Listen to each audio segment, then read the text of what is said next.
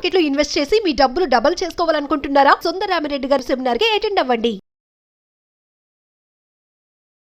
నమస్తే మధు. నమస్తే అండి. మధు, పెళ్లి అంటే ఒక్కరితో చేసుకోవడమే గగనం. అసలు ఇద్దరు భార్యలు ఉన్నారంటే ఆయనని ఎంత మంది మెచ్చుకుంటారో. ఈ కాలంలో ఇద్దరిని ఎలా భరిస్తున్నావు, మీరు ఎలా అన్యోన్యంగా ఉన్నారు. కొందరు ఇళ్ళల్లో ఇద్దరు అక్క చెల్లెల్లో లేకపోతే ఎవరు వాళ్ళ కజిన్లో ఉంటారు. అంటే కొన్ని వీడియోస్ చూసా, ఒక ఆయనకి ఇద్దరు భార్యలు విపరీతం వైరల్. వాళ్ళ ఇద్దరు అండర్స్టాండింగ్ చూసి అందరికి పిచ్చిలేస్తుంది. ఇలా ఎలా ఒక్కరిని చేసుకుంటేనే లేపి పడేస్తున్నారే అంటే అంటున్నా, లేదంటే విడాకుల సంఖ్య ఎక్కువ పెళ్లి అంటే. ఇప్పుడు మొన్న జరిగింది, ముగ్గురు అమ్మాయిలు, అందులో ఒక అమ్మాయి మైనర్ అన్నమాట. ముగ్గురు అక్క చెల్లెళ్ళు ఒక్క అబ్బాయినే పెళ్లి చేసుకున్నాడు కెమెరామ్యాన్. అసలు వాళ్ళు అంతగా ఎలా ఆలోచిస్తున్నారు, మేమందరం ఎప్పటికీ కలిసి ఉండాలా అక్క చెల్లెళ్ళం అని చెప్పి ఇంత త్యాగం చేయడం ఏంటి, వీళ్ళు అసలు ఎలా ఉంటారు, ఎందుకు ఇలాంటి మైండ్ సెట్ ఉంటుంది. ఒక అమ్మాయి అయితే మైనరే, వాళ్ళకు కూడా ఇలాంటి ఆలోచన ఎందుకు వస్తుంది? ఆడపిల్లల్లో ఎమోషనల్ బాండింగ్ అన్నది చిన్నప్పటి నుంచి కలిసి పెరగడం వల్ల ఉంటదండి. చాలా మందిలో తక్కువ ఉంటది, బట్ వీళ్ళలో కొంచెం ఎక్కువగా బాండ్ అయ్యారు. ఎందుకు అంటే రీల్స్ చేయడం వల్ల. ఒంటరిగా అయితే మళ్ళీ మనం చేసుకోలేం కదా, అందుకోసం అని వాళ్ళకు ఒక టీమ్మేట్ కావాలి కదా. అలా చేసి చేసి వాళ్ళకి అందరూ రీల్స్ చేసినప్పుడు పొగుడుతుంటారు, కామెంట్స్. అది మంచి బూస్టప్ వస్తుంది మనిషికి. ఏ మనిషి అయినా కష్టపడేది ఎందుకు, మన ఫైన్ మార్నింగ్ మనకి సక్సెస్ వస్తుంది. సక్సెస్ వచ్చినప్పుడు అందరి క్లాప్స్ మనల్ని ఇన్స్పైర్ చేస్తాయి. అది నిజమైన సక్సెస్ కదా. అప్పుడు మన మైండ్లో డోపమైన్ అనే ఒక hormone, feel good hormone release అవుతుంది. ఆ క్షణం కోసం ప్రతి మనిషి కష్టపడతాడు. బట్ ఇంతకు ముందు కాలంలో బాగా చదువుకొని ఒక మంచి జాబ్ సంపాదిస్తే అలా వచ్చేది, లేదా కొంచెం మంచి పొజిషన్ని సంపాదిస్తే అలా వచ్చేది. ఒక మంచి అమౌంట్, హౌస్, కార్ ఇలాంటివి ఏదైనా మనం మంచిగా అచీవ్ అయినప్పుడు మనకి సక్సెస్ అని మనం అనుకున్నాం. బట్ ఇప్పుడు ఇన్స్టాగ్రామ్లో ఒక 10K ఫాలోవర్స్ వస్తే సక్సెస్, యూట్యూబ్ లో 10K వస్తే సక్సెస్ కదా. సో దానికోసం వాళ్ళు పడే కష్టం ఉంది కదా, అది వాళ్ళకే తెలుస్తుంది. సో ముగ్గురు విడిపోతే వీడియోస్ చేయడానికి పర్సన్ కావాలి కదా, కష్టం అవుతుంది కదా. ముగ్గురు ఒక చోటే ఉంటే ఒక్కొక్కరు ఒక క్యారెక్టర్ తీసుకొని కస్టమైజ్ చేసుకొని మంచిగా వీడియోస్ చేయొచ్చు. బట్ విడిపోతే ఇంకొక మనిషిని వెతుక్కోలేం, ఓన్ గా చేసుకోలేం. పైగా మన సిస్టరే, అందరు ఒక చోటే ఉండొచ్చు. ఈ కెమెరామ్యాన్ని ఎందుకు చేసుకున్నారంటే, వాళ్ళు ఇంకా కెమెరామ్యాన్కి మళ్ళీ ప్రతి వీడియోకి అమౌంట్ ఇవ్వాలంటే మనం సపరేట్గా సంపాదించాలి. కానీ ఇక్కడ వాళ్ళు మర్చిపోతున్న విషయం ఏంటంటే, ఫ్యామిలీ మొత్తం వీడియోసే చేస్తుంటే మీకు మనీ ఎలా వస్తుంది? ఒక్కరు ఏం సంపాదిస్తుంది?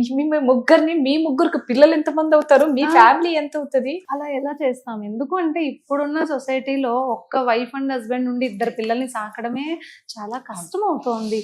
స్కూల్ ఫీజులు పెరిగిపోయాయి, పిల్లలకి బడ్జెట్, బట్టలు కొనాలన్నా, వాళ్ళ బుక్స్ కొనాలన్నా ప్రతిదీ హెక్టిక్ గా ఉంది, ఈఎంఐస్ అన్ని. అలాంటిది ఒక్క పర్సన్ ముగ్గురిని చూసుకోవాలంటే కష్టం. వాళ్ళేం జాబ్ చేసే పిల్లలు కాదు, ఓన్లీ రీల్స్ చేయగలరు అంతే. రీల్స్ లో ఒక్కొక్కసారి కొలాబరేషన్ లో అమౌంట్ రావచ్చు, బట్ అన్నిట్లో వస్తుందని మనం చెప్పలేం కదా.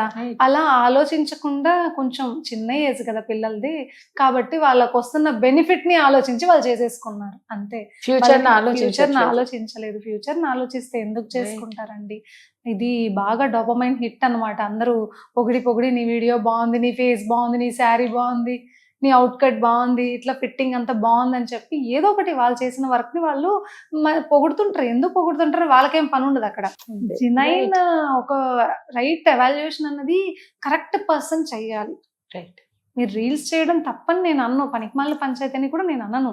కాకపోతే అది ఎక్కడి వరకు మన లైఫ్ కి ఇంపాక్ట్ చేస్తుంది అన్నది కూడా చూడాలి. చాలా మంది పిల్లలు, టీనేజర్స్, కాలేజ్కి వెళ్తున్న వాళ్ళు, స్కూల్కి వెళ్తున్న వారు, చిన్న చిన్న పిల్లలు కూడా చేస్తున్నారు ఇప్పుడు. తప్పు కాదు, మన టాలెంట్ ని చూపించుకోవడానికి ఒక మంచి ప్లాట్ఫామ్. బట్ దానికోసం మన లైఫ్ ని రిస్క్ లో పెట్టడం కూడా కరెక్ట్ కాదు. చాలా మంది చేస్తున్నారు ఈ మిస్టేక్స్.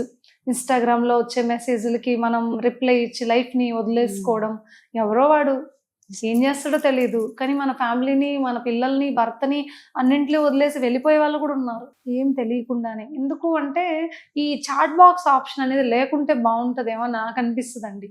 కదా యూట్యూబ్ లో లేదు కదా, బట్ అవును. ఇన్స్టాగ్రామ్ లో ఉంది పర్సనల్ ఆ, చాటింగ్. yes. దానివల్ల ఏమవుతుంది, పిల్లలు కూడా కనెక్ట్ అవుతున్నారు. చిన్న పిల్లలు కూడా యూట్యూబ్ ఇన్స్టాగ్రామ్ చూసే వాళ్ళు అందులో చాట్ బాక్స్ లో ఎవరినో ఎక్కడో కనెక్ట్ అవ్వడం వల్ల, మాట్లాడుకోవడం వల్ల ఏం చేస్తున్నారు అంటే వాళ్ళని లవ్ చేయడం, అక్కడికి వెళ్ళిపోవడం.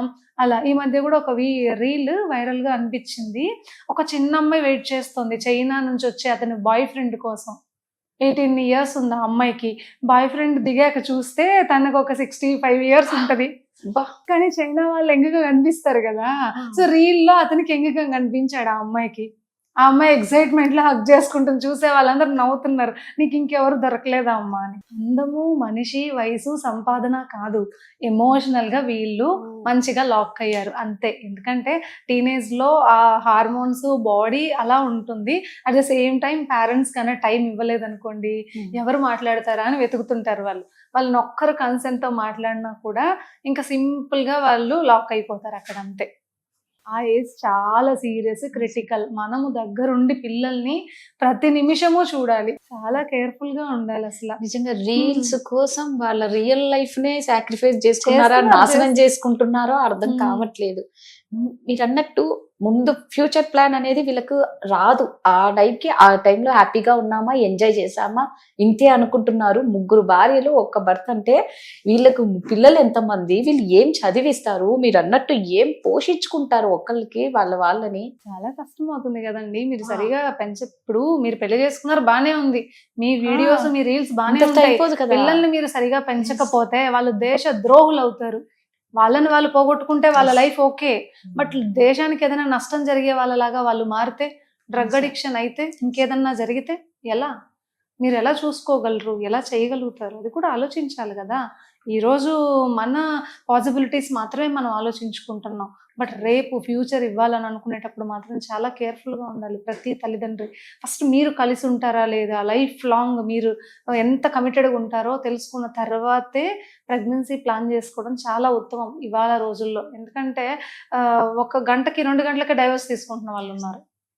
అలా కాకుండా ఇప్పుడు ఏదో రీల్స్ మోజులో చేసుకున్నారు, బానే ఉంది. రేపు 6 మంది పిల్లలు పుడతారు, ఒక్కొక్కరికి 2. 6 మందిని ఒక అబ్బాయి ఎలా చూసుకుంటాడు, ఎట్లా ఫీజు కడతాడు, ఒక్కొక్కరికి 2 పెట్టుకున్న 6 మంది పిల్లలు ఎలా ఫీజు కడతాడు. ఒక్కరికి కట్టడానికే, 2 కట్టడానికే ఇబ్బంది పడుతున్న రోజుల్లో ఎలా కడతాడా. ఇంకా ఆ అబ్బాయి మీకే వీడియోలు తీస్తుంటే ఎలా వెళ్ళి సంపాదిస్తాడు, ఎలా మీకు ఫుడ్ పెడతాడు. అసలు వీళ్ళ ఈ మ్యారేజ్ లైఫ్, ఈ రిలేషన్ అనేది అసలు ఇలాంటివి గ్యారంటీ అంటే, అందుకే అంటారు 1 year తర్వాత చూడాలా, లేకపోతే 2 years తర్వాత చూడాలి వీళ్ళని అని. అవును, చిన్న ఏజ్ చిన్న కదా ఏజ్ కదా. కాబట్టి చేసేసుకున్నారు. బట్ చూద్దాం, మనం హోప్ మంచిగా జరగాలి అని అంతే అనుకుంటాం, బట్ అది చాలా కష్టమైన పని. Thank you.